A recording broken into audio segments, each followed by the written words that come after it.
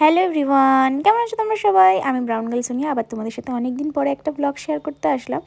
তো আমি আজকে এসছি একটু খাওয়া দাওয়া করতে। তো ফার্স্টেই এসছি আমাদের কলেজ পাড়ার টেস্ট অ্যান্ড বাইটে।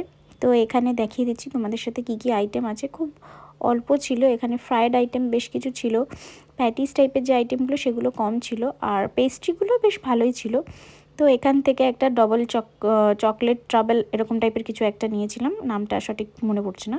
খেতে বেশ ভালোই ছিল, একদম ডার্ক চকলেটের যে ফ্লেভারটা হয় সেই চকলেটের ফ্লেভারটা ছিল, আমার খুব ভালো লেগেছে খেয়ে। চিকেনের একটা ফ্রাইড আইটেম, তো এটাই টেস্ট করছি। এটা কিন্তু খেতে বেশ গরম ছিল, আর গরম গরমের টেস্টটাও বেশি ভালো লাগছিলো। ঠান্ডার থেকে আমার মনে হয়েছে এটা গরম গরম খেতেই বেশি ভালো লেগেছে আমার আর কি।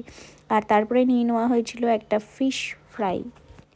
ফিশ ফ্রাইটা দেখতে বেশ সুন্দর ছিল, কিন্তু ভিতরের কোটিংটা অনেকটা মোটা ছিল, যেটা আমার খুব একটা ভালো লাগেনি। ফিশ ফ্রাইয়ের টেস্টটা ঠিকঠাক ছিল, ভীষণ ভালো ছিল সেইটা বলবো না, ঠিকঠাক টেস্ট ছিল মোটামুটি।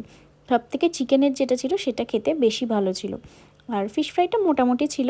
আর যেটা পেস্ট্রিটা ছিল সেটা খেতে আরও বেশি ভালো ছিল। আমার খুব ভালো লাগে ডার্ক চকলেটের ফ্লেভারটা, তো ডার্ক চকলেট ফ্লেভার ছিল বলে আমার বেশি ভালো লেগেছে।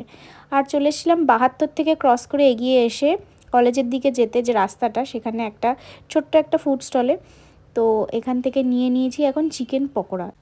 এই চিকেন পকোড়াটার কোটিংটা একদম হালকা থাকে আর ভিতরে চিকেনটা বেশি থাকে, সেই জন্য আমার খুব ভালো লাগে। আর তারপরে নিয়ে নিয়েছিলাম দুটো তপসি বাটার ফ্রাই, যেটা প্রচণ্ড গরম ছিল। খেয়ে প্রচণ্ড গরম লেগেছে, কিন্তু টেস্টটা বেশ ভালো ছিল। প্রথমে গরম গরম ছিল বলে অতটা বুঝতে পারছিলাম না, কিন্তু তারপরে আস্তে আস্তে খুব ভালো লেগেছে আমার। আমি যখন নেক্সট টাইম আসবো তখন তো অবশ্যই আবার খাবো। তোমরা কবে আসছো অবশ্যই কমেন্ট করে জানিও কিন্তু।